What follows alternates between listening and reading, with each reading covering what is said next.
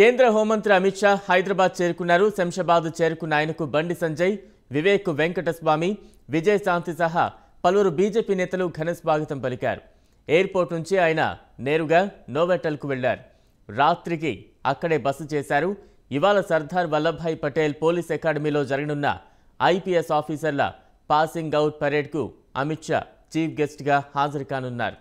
రంగారెడ్డి జిల్లా శివరంపల్లిలోని national police అకాడమీలో మొత్తం 195 మంది ఐపీఎస్ల ట్రైనింగ్ పూర్తయింది.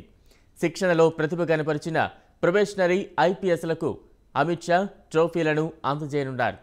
అనంతరం మినీ కోర్ కమిటీతో అమిత్ షా భేటీ కానున్నారు.